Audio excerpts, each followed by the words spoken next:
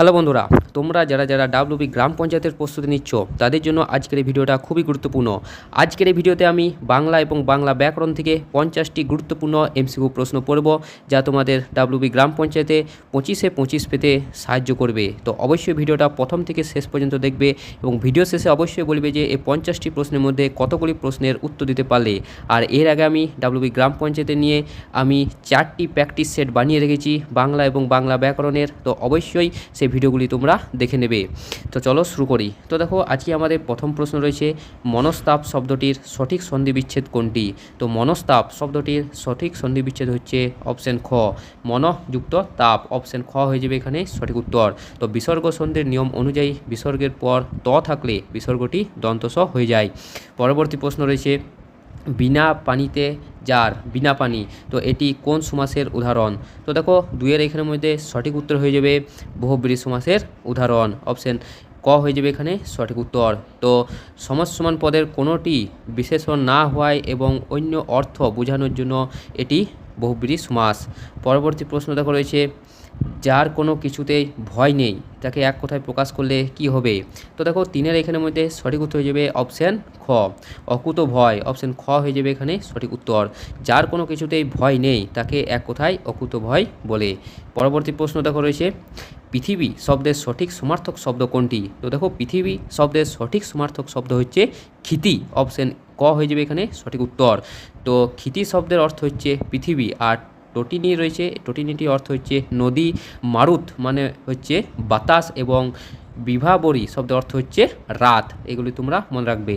পরবর্তী প্রশ্ন দেখো রয়েছে, অগ্নিশর্মা হওয়া বাগধারাটির সঠিক অর্থ কী? অগ্নিশর্মা হওয়া। তো দেখো, খুব রেগে যাওয়া, আগুনে পুড়ে যাওয়া, পণ্ডশ্রম হওয়া, নাকি অহংকার করা। তো দেখো, পাঁচের এখানের মধ্যে সঠিক উত্তর হয়ে যাবে অপশান ক, খুব রেগে যাওয়া। তো অতিরিক্ত রেগে যাওয়া বা ক্ষিপ্ত হওয়া বোঝাতে আমরা অগ্নিশর্মা হওয়া বাগধারাটি ব্যবহার করে থাকি। পরবর্তী প্রশ্ন দেখো রয়েছে, নিচের কোন বানানটি সম্পূর্ণ শুদ্ধ? অর্থাৎ এখানে যে বাল্মীকি বানানটা রয়েছে, কোন বাল্মীকি বানানটা শুদ্ধ রয়েছে? তো দেখো, ছয়ের এখানের মধ্যে সঠিক উত্তর হয়ে যাবে অপশান খ। অপশান খ হয়ে যাবে এখানে সঠিক উত্তর। তো প্রথমে দীর্ঘই এবং পরবর্তীকালে হ্রস্বই হবে। পরবর্তী প্রশ্ন দেখো রয়েছে, ডাক্তার ডাকো বাক্যে ডাক্তার শব্দটি কোন কারকে কোন বিভক্তি? তো ডাক্তার দেখো, তো এখানে প্রশ্ন করলে হচ্ছে কাকে ডাকো। তো কি বা কাকে থাকলে মূলত হয় কর্ম কারক। তো এখানে সঠিক উত্তর হয়ে যাবে অপশান খ। অপশান খ হয়ে যাবে এখানে সঠিক উত্তর। তো কর্মকারকে শূন্য বিভক্তি। পরবর্তী প্রশ্ন দেখো রয়েছে, অনুরাগ শব্দটির সঠিক বিপরীতার্থক শব্দ কোনটি? তো দেখো, অনুরাগ শব্দটির সঠিক বিপরীতার্থক শব্দ হচ্ছে বিরাগ। অপশান ক হয়ে যাবে এখানে সঠিক উত্তর। তো অনুরাগ শব্দের অর্থ হচ্ছে ভালোবাসা বা আসক্তি, যার বিপরীত শব্দ হচ্ছে বিরাগ বা উদাসীনতা। পরবর্তী প্রশ্ন রয়েছে, পদের আগে বসে যা শব্দের অর্থ পরিবর্তন বা সংকোচন ঘটায় তাকে আমরা কি বলে থাকি? প্রত্যয়, অনুসর্গ, উপসর্গ নাকি বিভক্তি? তো দেখো, নয়ের এখানের মধ্যে সঠিক উত্তর হয়ে যাবে উপসর্গ। অপশান গ হয়ে যাবে এখানে সঠিক উত্তর। তো উপসর্গ সবসময় শব্দের আগে বসে নতুন শব্দ তৈরিতে বা অর্থের পরিবর্তন ঘটায়। পরবর্তী প্রশ্ন দেখো রয়েছে, মঙ্গল কাব্য ধারাটির শ্রেষ্ঠ কবিকে? তো দেখো, মঙ্গল কাব্য এই ধারাটির শ্রেষ্ঠ কবি হচ্ছে ভরতচন্দ্র রায় গুণাকর। অপশান খ হয়ে যাবে এখানে সঠিক উত্তর। তিনি মঙ্গল কাব্য ধারার শেষ ও সবচেয়ে আধুনিক শ্রেষ্ঠ কবি, যিনি অন্নদা মঙ্গল কাব্য রচনা করেন। নেক্সট প্রশ্ন দেখো রয়েছে, বাংলা সাহিত্যের প্রথম সার্থক মহাকাব্য মেঘনাদ বধ কাব্য কার রচনা? তো দেখো, মেঘনাদ বধ কাব্য এটি মূলত রচনা করেছিলেন মাইকেল মধুসূদন দত্ত। অপশান খ হয়ে যাবে এখানে সঠিক উত্তর। 1861 সালে অমিত্রাক্ষর ছন্দে রচিত মেঘনাদ বধ কাব্য বাংলা সাহিত্যের প্রথম সার্থক মহাকাব্য। নেক্সট প্রশ্ন রয়েছে, আবিল শব্দটির সঠিক বিপরীত শব্দ কোনটি? তো দেখো, আবিল শব্দটির সঠিক বিপরীত শব্দ হচ্ছে অনাবিল। অপশান খ হয়ে যাবে এখানে সঠিক উত্তর। তো আবিল শব্দের অর্থ হচ্ছে পঙ্কিল বা মলিন, যার বিপরীত শব্দ হচ্ছে অনাবিল বা নির্মল। নেক্সট প্রশ্ন রয়েছে, প্রতিদিন এটি কোন সমাসের উদাহরণ? তো প্রতিদিন এর ব্যাস বাক্য হচ্ছে দিন দিন।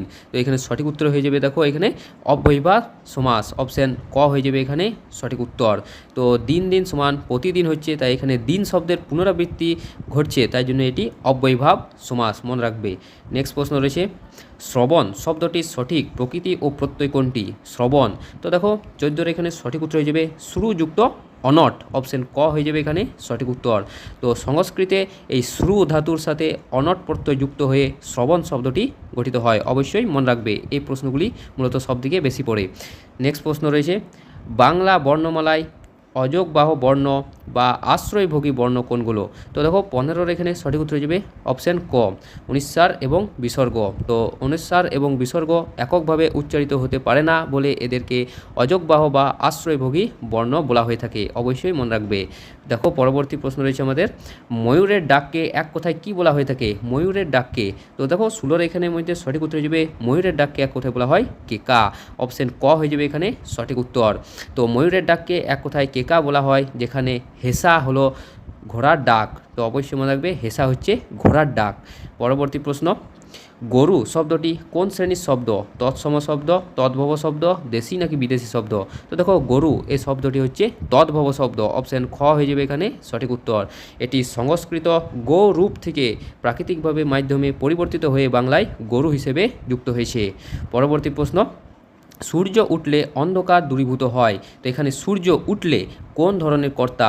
তো দেখো এখানে সঠিক উত্তর হয়ে যাবে নিরপেক্ষ কর্তা, অপশান খ হয়ে যাবে এখানে সঠিক উত্তর। তো বাক্যে সমাপিকা ও অসীমাপিকা ক্রিয়ার কর্তা আলাদা হলে অসীমাপিকা ক্রিয়ার কর্তাকে মূলত নিরপেক্ষ কর্তা বলা হয়ে থাকে, অবশ্যই মনে রাখবে।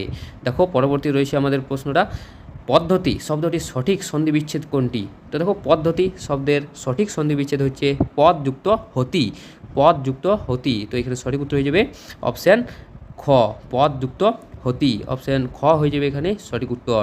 তো এটি ব্যঞ্জন সন্ধির নিয়ম যেখানে দ এবং হ মিলে দয়ে ধয়ে এটি তৈরি করছে। পরবর্তী প্রশ্ন, পথের পাঁচালী উপন্যাসটির রচয়িতাকে? তো দেখো পথের পাঁচালী এটি উপন্যাসের রচয়িতা হচ্ছে বিভূতিভূষণ বন্দ্যোপাধ্যায়, অপশান ক হয়ে যাবে এখানে সঠিক উত্তর। তো বাংলায় গ্রামীণ জীবনের পটভূমিতে লেখা এটি তার জীবনের প্রথম সর্বশ্রেষ্ঠ কালজয়ী উপন্যাস হচ্ছে পথের পাঁচালী।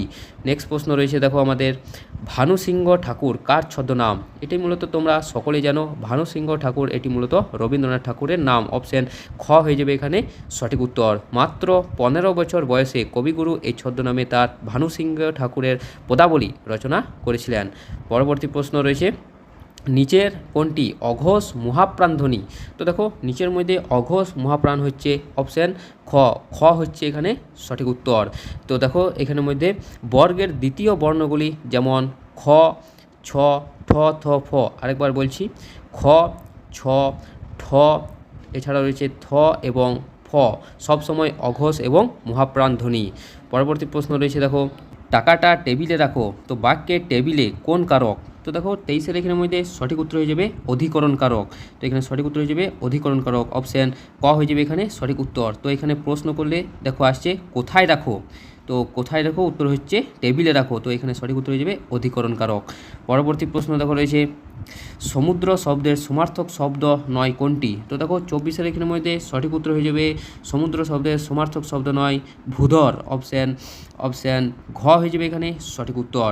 তো রত্নাকর বা জলধি মানে হচ্ছে সমুদ্র, কিন্তু এই ভূধর শব্দের অর্থ হচ্ছে পর্বত বা পাহাড়। পরবর্তী প্রশ্ন, ডুমুরের ফুল বাগধারাটির অর্থ কী? তো ডুমুরের ফুল এর বাগধারাটির অর্থ হচ্ছে দুর্লভ বস্তু, অপশান খ হয়ে যাবে এখানে সঠিক উত্তর। তো ডুমুরের ফুল সাধারণত চোখে দেখা যায় না, তাই অদৃশ্য বা দুর্লভ বস্তুকে আমরা মূলত ডুমুরের ফুল বলে থাকি। পরবর্তী প্রশ্ন রয়েছে দেখো, অনিল শব্দটির সঠিক সমার্থক শব্দ কোনটি? তো দেখো অনিল শব্দটির সঠিক সমার্থক শব্দ হচ্ছে এখানে বাতাস, অপশান খ হয়ে যাবে এখানে সঠিক উত্তর।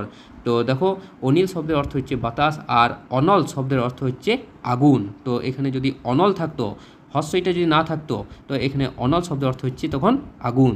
পরবর্তী প্রশ্ন, দিগন্ত শব্দটির সঠিক সন্ধি বিচ্ছেদ কী হবে? দিগন্ত শব্দটির, তো 27 এখানে সঠিক উত্তর হয়ে যাবে অপশান ক দিকযুক্ত অন্ত, দিকযুক্ত অন্ত। তো ব্যঞ্জন সন্ধির নিয়ম অনুযায়ী বর্গের প্রথম বর্ণ ক এর পর স্বরবর্ণ থাকলে তা মূলত গ হয়ে যায়, অবশ্যই মনে রাখবে।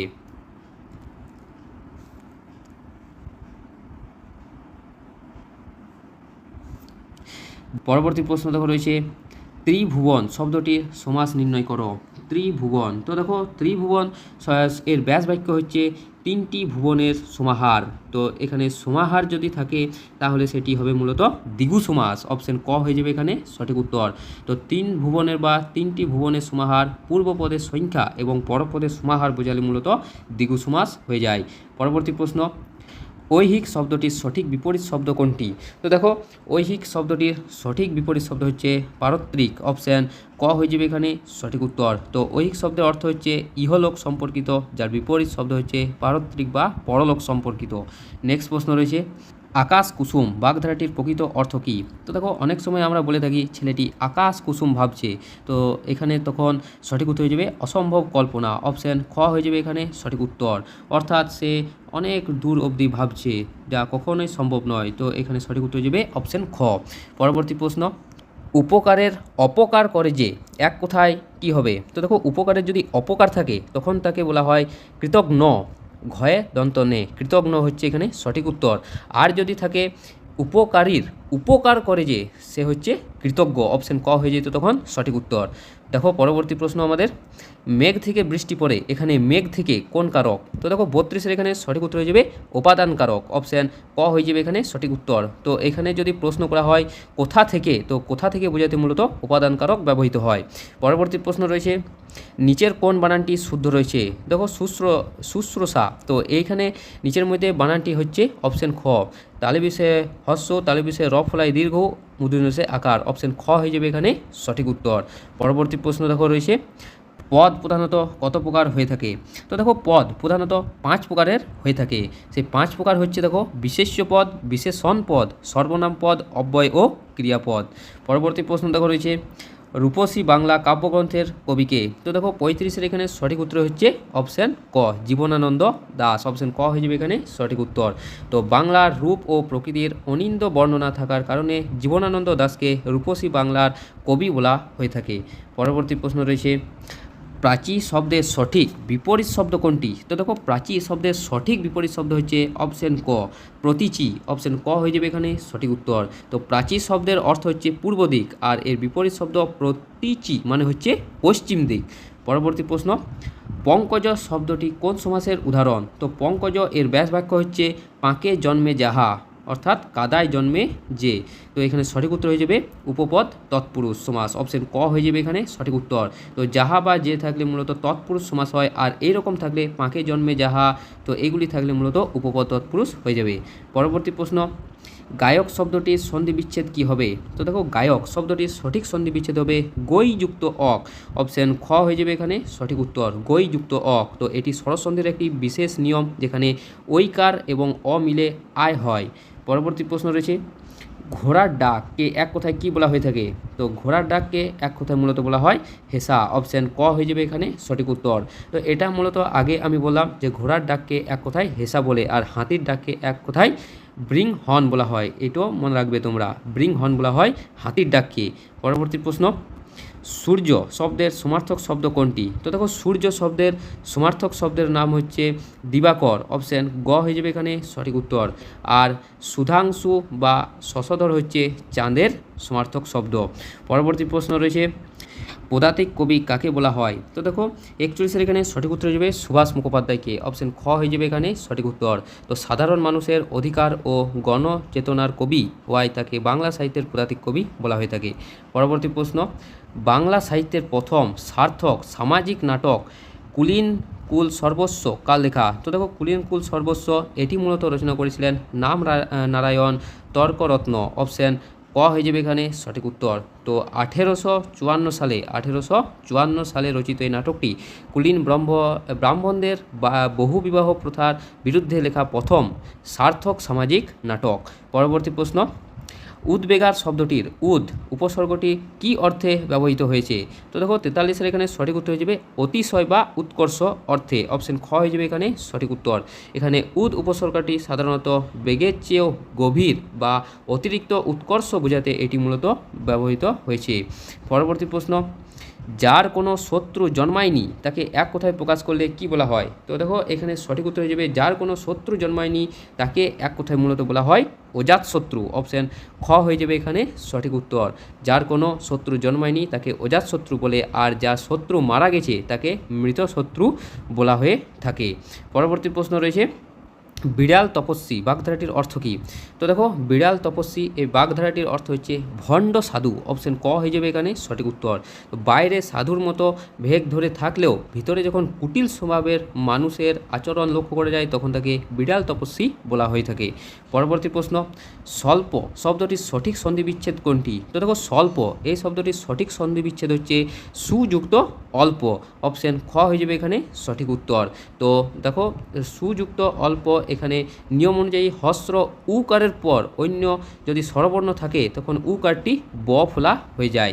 পরবর্তী প্রশ্ন রয়েছে অগাধ জলের মাছ বাগধারাটির অর্থ কী? তো অগাধ জলের মাছ এই বাগধারাটির অর্থ হচ্ছে অতি চালাক ব্যক্তি। অপশন ক হয়ে যাবে এখানে সঠিক উত্তর। তো অগাধ জলের মাছ এখানে যে ব্যক্তি অত্যন্ত চতুর এবং নিজের উদ্দেশ্য গোপন করে থাকে তখন তাকে আমরা অগাধ জলের মাছ বলে থাকি। পরবর্তী প্রশ্ন রয়েছে তপবন শব্দটির সমাস কী হবে? তো দেখো তপবন এই শব্দটির সমাস হচ্ছে এখানে সঠিক উত্তর নিমিত্ত তৎপুরুষ। অপশন ক হয়ে যাবে এখানে সঠিক উত্তর। তো তপস্যার নিমিত্ত বন এর ব্যাস বাক্য, তো এখানে সঠিক উত্তর হচ্ছে নিমিত্ত তৎপুরুষ। পরবর্তী প্রশ্ন রিক্সা শব্দটি কোন দেশি ভাষা থেকে বাংলায় এসেছে? তো দেখো রিক্সা এই শব্দটি মূলত এসেছে জাপানি শব্দ থেকে। অপশন ক হয়ে যাবে এখানে সঠিক উত্তর। তো রিক্সা এবং হারাকিরি শব্দ দুটি জাপানি ভাষা থেকে হুবহু বাংলা ভাষায় এসেছে। পরবর্তী প্রশ্ন এবং আমাদের শেষ প্রশ্ন দেখো কথাশিল্পী শরৎচন্দ্র চট্টোপাধ্যায়ের প্রথম প্রকাশিত গল্প কোনটি? তো দেখো শরৎচন্দ্র চট্টোপাধ্যায়ের প্রকাশিত প্রথম গল্প হচ্ছে মন্দির। অপশন ক হয়ে যাবে এখানে সঠিক উত্তর। তো 1903 সালে কুন্তলীন পুরস্কার বিজয়ী এই গল্পটি শরৎচন্দ্র ছদ্মনামে প্রকাশিত প্রথম গল্প। তো বন্ধুরা এই ছিল আমাদের 50টি বাংলা এবং বাংলা ব্যাকরণের গুরুত্বপূর্ণ প্রশ্ন। আর এই ভিডিওর পিডিএফটা যদি তোমরা নিতে চাও তো অবশ্যই টেলিগ্রামের লিঙ্ক আমাদের ডেসক্রিপশন বক্সে দেওয়া আছে, সেখানে গিয়ে তোমরা জয়েন হয়ে যেতে পারো এই পিডিএফটা নেওয়ার জন্য। এবং অবশ্যই জানাবে যে এই 50টি প্রশ্নের মধ্যে কতগুলি প্রশ্নের উত্তর দিতে পারলে। তো দেখা হচ্ছে পরের একটা নতুন প্র্যাকটিস সেট নতুন ভিডিও নিয়ে। ধন্যবাদ।